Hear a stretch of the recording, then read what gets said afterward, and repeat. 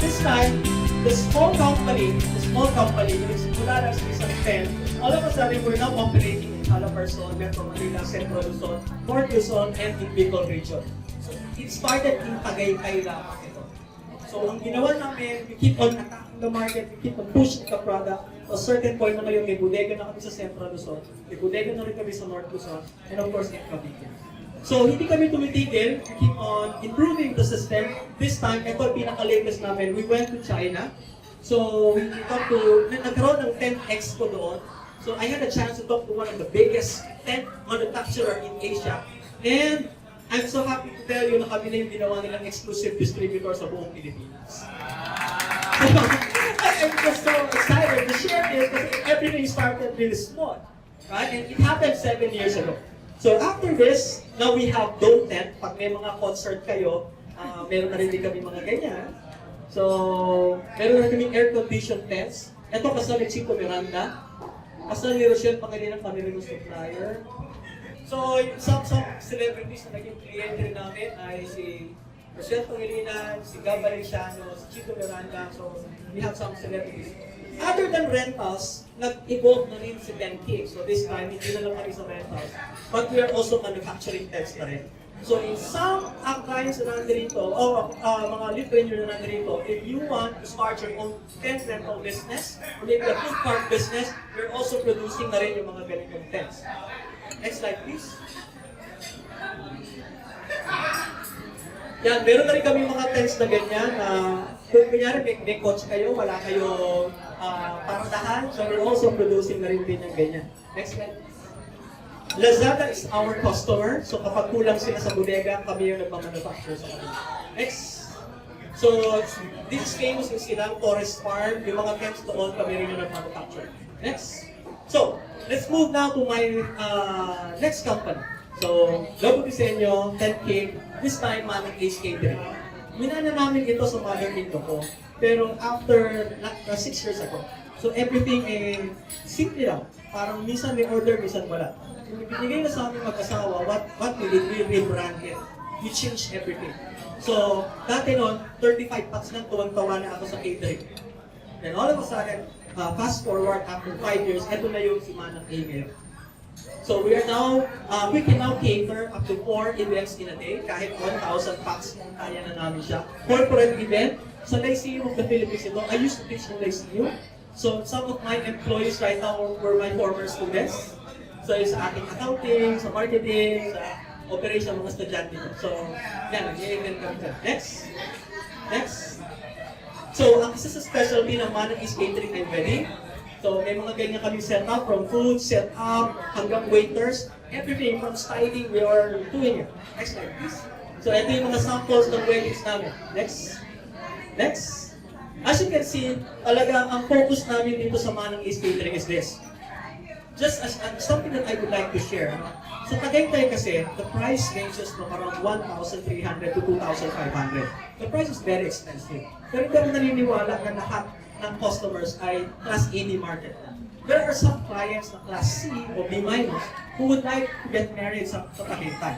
So what I did, kung sila ay 1.5 o sila ay 2.5, I've come up with this almost the same setup, pero I offer this at 600 to 800 pesos per kilo. So the main objective is to help lalo na yung mga nasa abroad, tatrabaho sa Dubai, sa Singapore, kapag pinasal sila, kaya nila nang ikasal sa Tagaytay.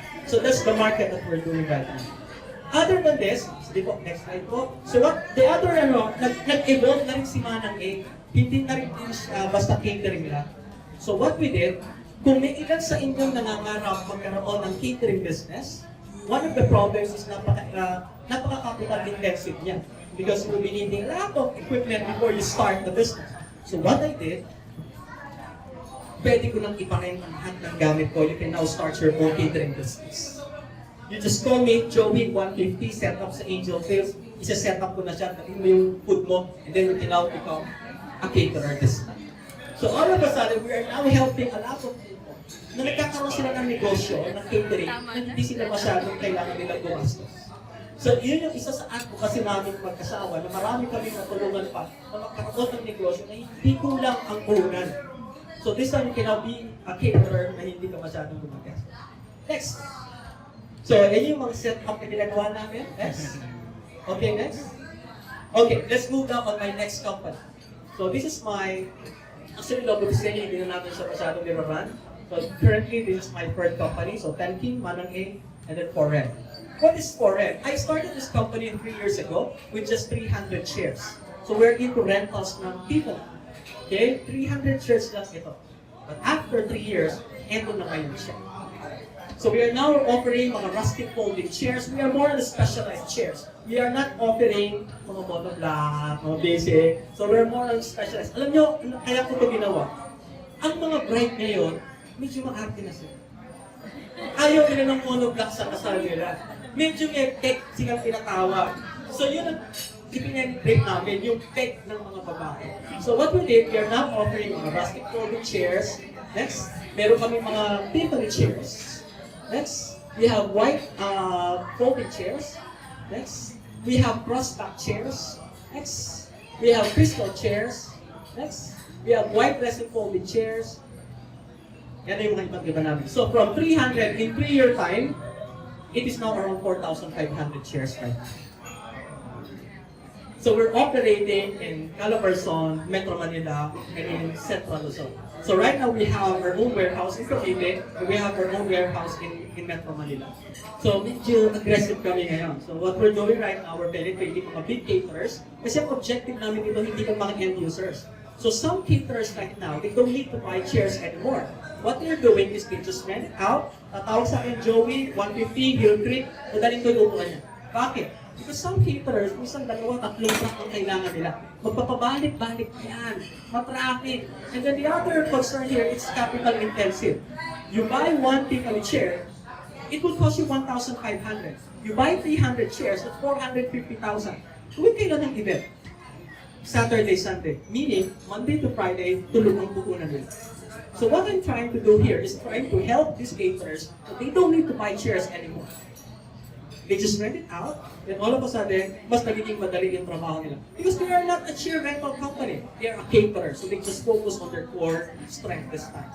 So, all of a sudden, si Foren, nagsimula sa maliit na puhunan, they were able to increase its inventory. Okay, next.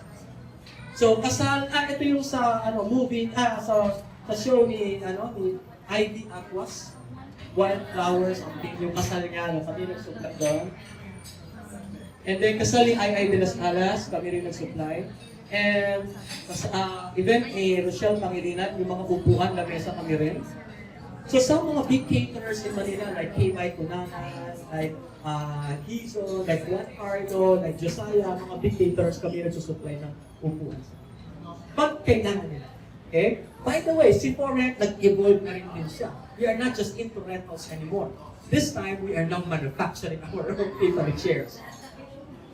So this time, we are now selling to different caterers this time nationwide. Okay, so we're not just producing our own Tiffany chairs, but this time, we are also producing mga rustic folding chairs. So, yung mga beach resorts sa buong Pilipinas, we're now offering mga folding chairs namin. Kasi nga, yung mga pang-ceremony nila nakukuhan, so we're now offering. So, this is an exciting story na i-share ko sa inyo. And I hope mamaya i-share ko naman yung mga techniques ko. My last company, food shop. I started this last year lamang. So, ano ba yung konsepto niya? The concept is, one time, utang-utang ako sa Jollibee, the same Chicken Joy, right? Naghanap ako sa area namin. At wala akong makita ng something na medyo food that I lack, like Filipino food.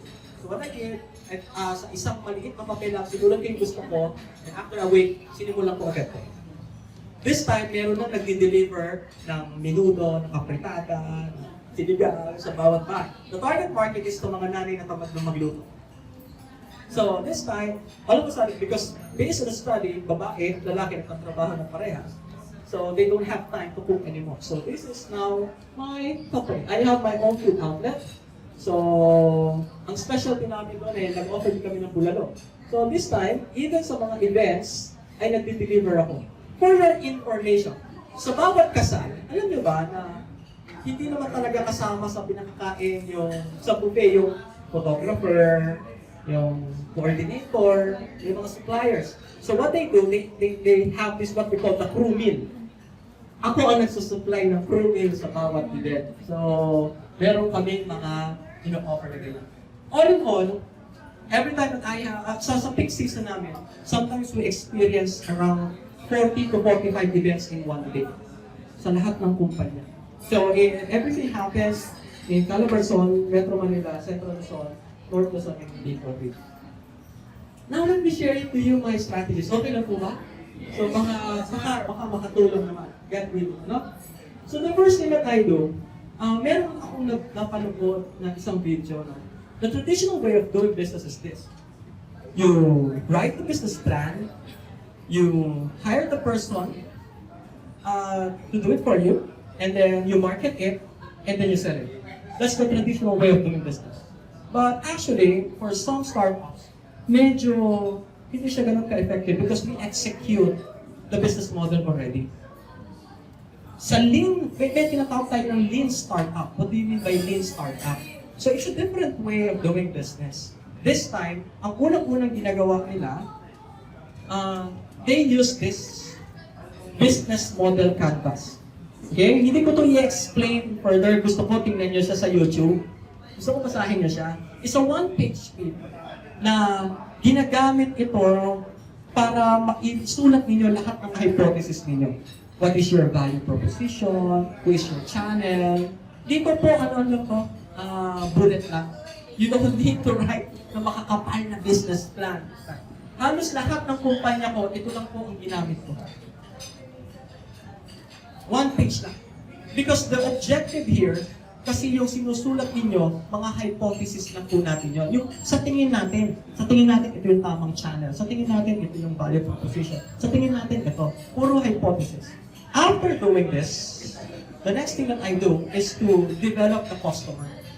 When I say developing the customer, parang ang ginagawa natin, we try to discover kung sino ba talaga yung customer natin. Parang ang nangyayari nito, hindi agad tayo basta-basta nag-execute agad. Okay, we try to discover it along the way. In short, when we say lean startup, this is how it works. You create a plan, you execute it agad, and then you get feedback, and then after getting feedback, you rewrite the plan, and then after you rewrite it, you execute it again hanggang sa unti-unti nahasa mo, nahasa kung sino ba talaga yung target market mo at kung paano mo sila i-execute. Ibig sabihin, the difference between traditional and yung lean startup, in traditional, you execute the business model. In lean startup, you search for the business model. Up to a certain point that you're able to identify what is your value proposition, what is your channel, what is going to be your revenue stream, how much is the cost. So unti-unti, nakita mo na eto ang aking papasukin. Let me share to you my short story. In Food Chow, when I started this last year, ang una kong ginawa dyan, isa lang siyang parang kalenderya. Nandun ang ulam. So at first, ang daming bumibili. But after a while, bumababa yung benta. Bakit? Kasi ayaw pa lang nila na naka-ready yung ulam kasi hindi na daw fresh. So I was getting a lot of information from my clients. And all of a sudden, ang message nila sa akin, Joey, ang gusto namin ay fresh, niluluto. So we changed the business model. So this time, nagluluto na kami mismo doon sa aming food outlet. So from 70,000 a month last year, right now, we're averaging around 500,000 per month. Simply because you changed the business model. Kung ang ginawa ko, in-execute ko, tapos, ay, hindi pala na kumikita, ayoko na. So, ang mangyayari noon, nag-quit ako without understanding my clients. I hope nakatulong. Next, this is my ways how to identify opportunities. I have 3 strategies that I'm always using. The first one is MCSTEEP. I learned this from my professor sa MBA. The second one is market segmentation, and the last one is Ansoff Matrix. So what's this? Let's start first with MCSTEEP. So it refers to market, competitor, social culture, technology. Let me share this one to you in application para mas maganda, no? So let's start first with market. market basically, it focuses on the needs and wants of your customers. What are the needs and wants of your customers? Kailangan alam natin yung needs and wants ng customers. Let me share you my story. I was able to identify opportunity when I was starting 10K. Pag sinabi kasi natin 10, basta pangalan natin 10 siya. Okay? Maraming existing na mga 10 supplier, pero hindi sila masyado nagpo-focus sa isang niche, and that is wedding. So I was able to identify a need and a want of the market na ang mga brides, ayaw daw nila ng basta ordinary 10. Ang gusto nila may drapes pa, may chandelier, di ba? Medyo maarte bride. So you're able to come up with that kind of information na nakita ko, oo nga, sige, pagandahin natin kasi yun ang need ng market. And we're able to create a niche that will become the wedding tent supplier. So an opportunity emerged because of that need. Second, competitors. So sa 10K, majority ng competitors ko pala nasa Manila. Ang problema ko, if you're from Manila, mag-deliver ka sa Tagaytay, they have out-of-town charge. So all of a sudden, I'm from Silang, 15 minutes away in Tagaytay, free of charge. So I was able to identify an opportunity again. Nalampasan namin ngayon ang mga kalaban namin. Socio Culture. Now, when we say social culture, mga changes sa ating ngayon, again, I was mentioning about the price. Dati kasi ang mga price, okay lang, basta merong tent lang. Pero ngayon, totally iba na sila. Gusto pa nga nila yung mga string of lights pa, meron pa kung ano-anong arte, para doon pag may picture, Instagrammable.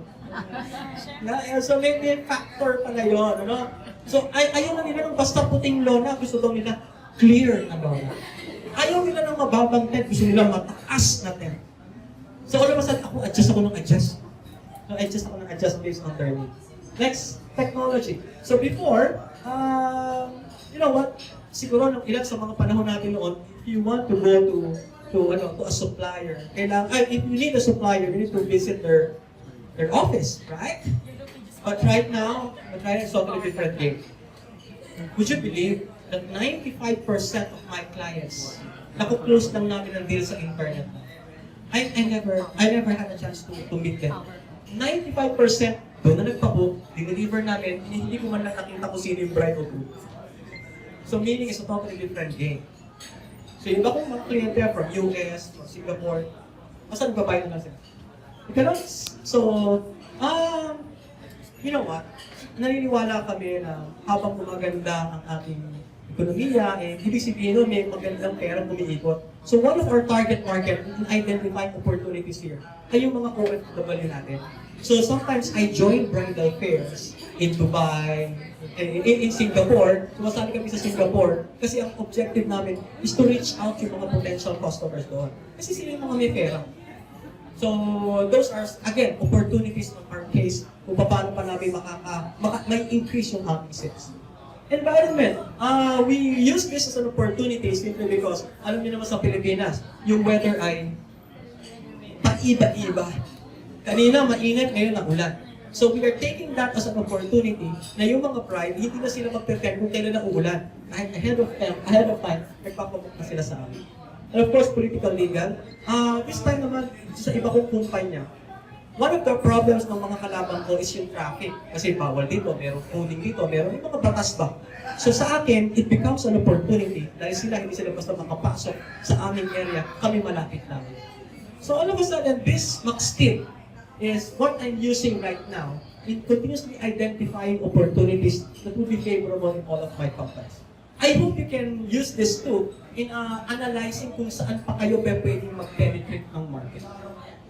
Second technique, I'm sure some of you are familiar with this, market segmentation. So, I also use this technique in continuously identifying opportunities. First, geographic, ang kalabang ko, taga Manila, ako, pinasok ko ang Cavite. Sila, yung mga taga Cavite, pumasok sila na kalaban ko. Bigla naman ako pumunta ng Pampanga. So, I see opportunities kung saan wala ang kalabang ko na andun ako.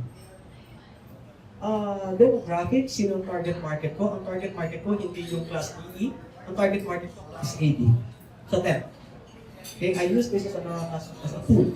Behavioral, so loyalty status, readiness to purchase. Some of our clients, they will not order ng aming produkto, especially yung tech, ng malayo pa. Some of them, titingin muna sa langit. Uulan ba? Asa ka lang ako order ng tech. So, ready kami doon. Kapag sa mga rush order na tinatawag namin. Okay? Last one is psychographic. Minsan may kaya, minsan kahit hindi may kaya, pero ang kanilang behavior, gusto ko maganda. Kasi minsan lang ako ikasal. Make sense?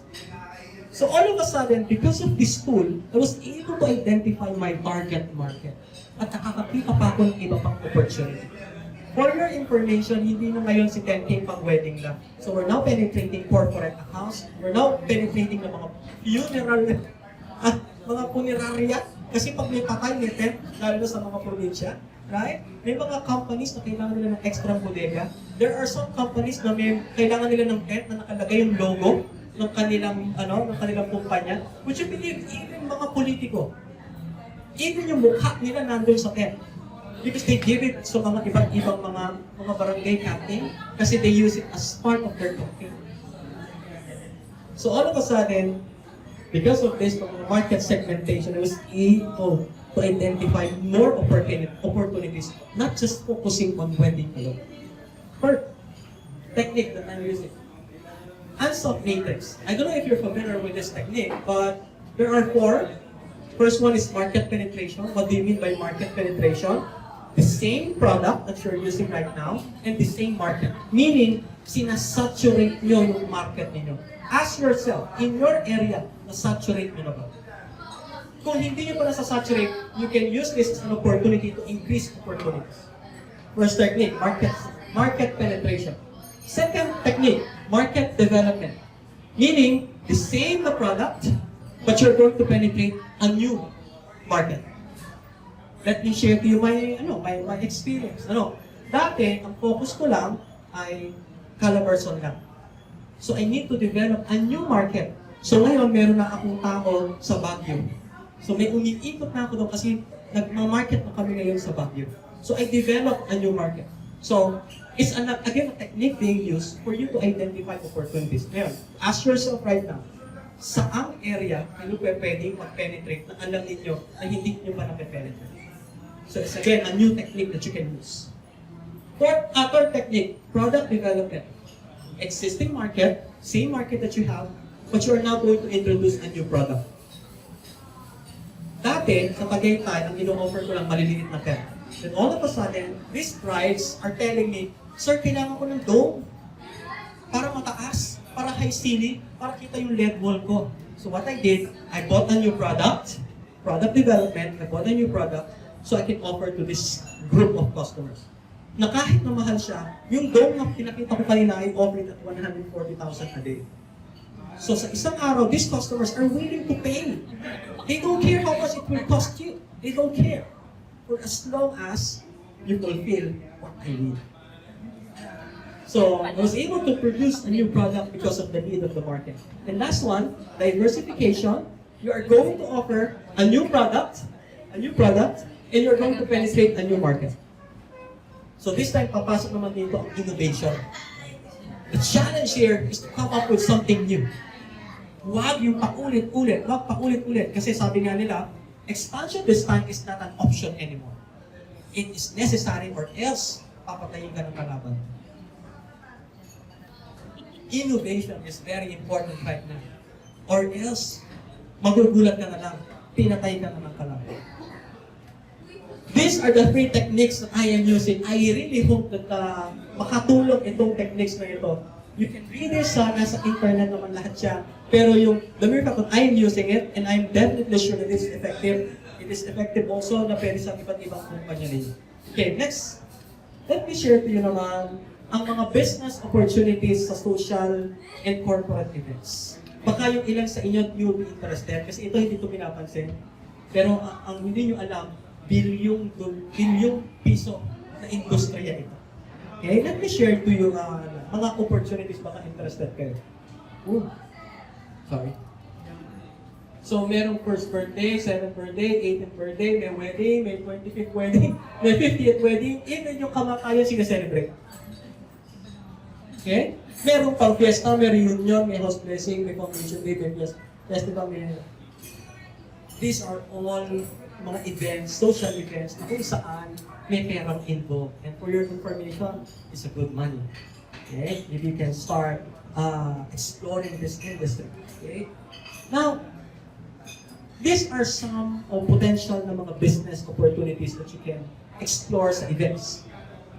Sa events, they need license sounds, they need hair and makeup, they need florists, they need host, they need event coordinator, mobile bar, chair rental, bridal car, wedding attire supplier, events place, wedding singer, invitation supplier, and so on and so forth. Napakadami po mga kumpanya. And I'm telling you, sa wedding po, wedding Tagaytay, averaging around 100,000 to half a million for a wedding. Mura pa yun, alam ni ma'am yan. Kasi nasa event si ma'am. Okay? 100,000 is nothing. 45 na agad, pinamang pala. Okay? It ranges from half a million to a million. Wedding, pinaghahandaan po ito ng bride. I think nakaka-relate sila ma'am dyan. Right? Kasi yung preparation nila, and I'm definitely sure sila sir, na-compute na niya yung nagastos niya sa wedding niya. Right? Kailangan na ulit kumain. Kasi Kailangan magbenta.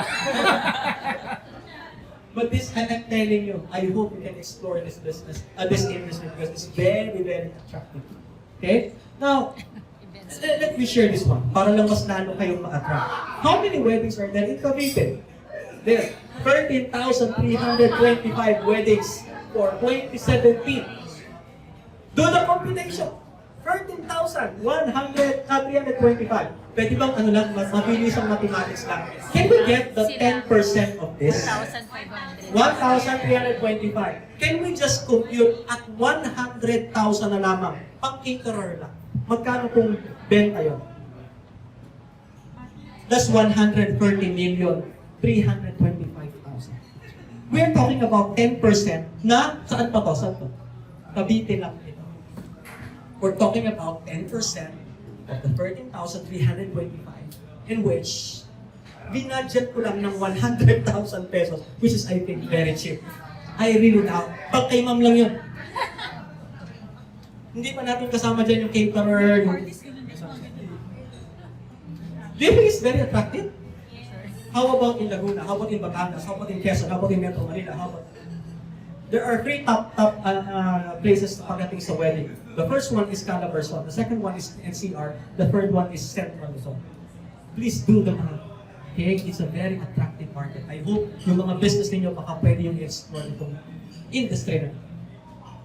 Okay, so what I did, I was able to identify pain points. So, from pain points, nag-create ako ng opportunity. So, ito na yung ino-offer namin ngayon. Okay? So, alam ko, ang isa sa problema ng maraming mga caterers, they have problems with catering equipment, warehouse, tracking, manpower. So, what we did, I started this, a new brand ng Manang, which is Serve. Wherein, what we did is we're now offering catering equipment, kasama na rin din ng service, mga waiters, plus logistics. It means, start your own catering na wala kang ginagastos. Start your own catering na wala kang ginagastos. Ako na bahala. Magluto ka, magaling ka magluto, start your own catering.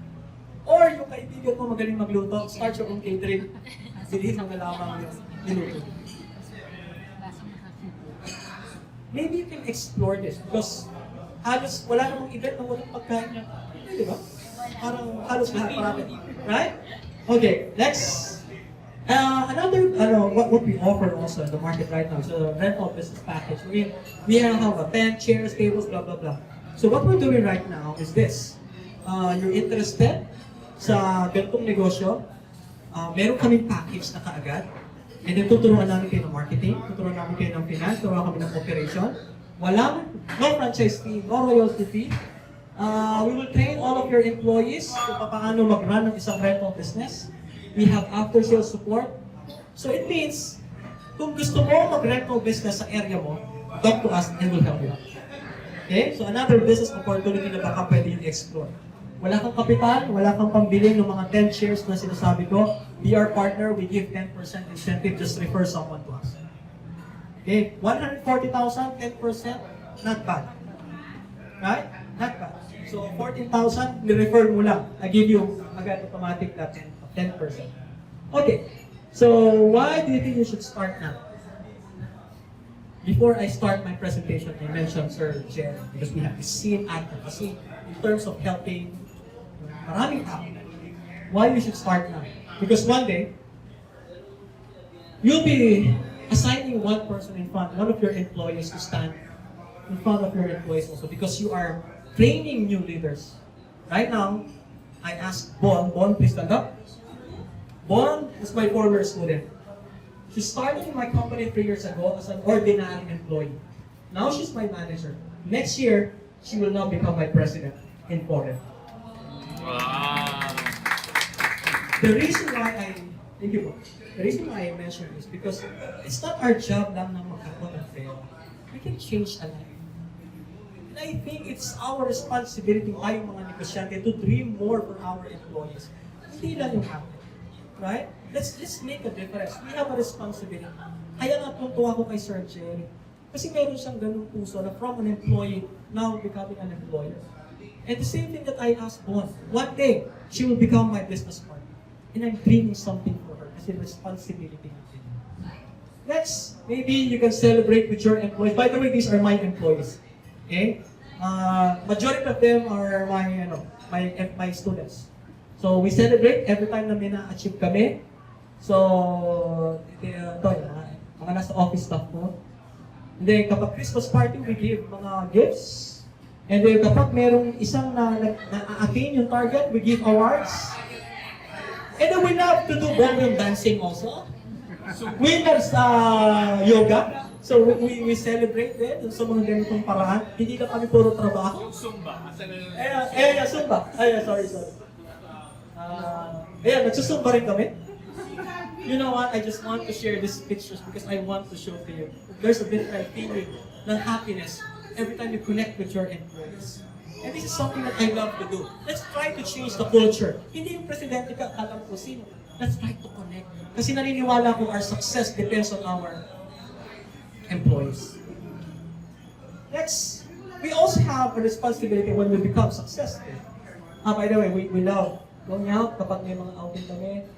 Then one day maybe you can present to some investors. Try to convince them how you can expand yung business mo pa. Kasi you have the credibility, and you have the heart of your employees, and they will believe in willing to invest in your company. We also have responsibility sa community. I used to teach, so yung natutunan ko sa pag-negosyo, I share it also to my students. Okay, so even in our organization in Tagaytay, I have the chance to speak in front and also to convince them to make a difference. Hindi lang puro lang pakabig. Let's start giving also, lalong-lalo na sa mga empleyado natin. Speaking to some students again, meeting some celebrities because they are also suppliers, then having the chance to speak in Mentor Me Go Negosyo. So I was invited to be part of this so I can share my whole story also. And one of the most important part is to make a difference to my family. Okay? Dalawa lang po ang anak ko. I don't need to expand. I want to expand because of my employees. We started this company 13 years ago na kaming dalawa lang. But after 14 years, we now have around 150 employees that we're helping right now. And with that, what's the difference between success and significance? Success is attaining your dreams. Significance is helping others attain their dreams. Thank you very much. I hope I was able to help you. Asan ang microphone ko?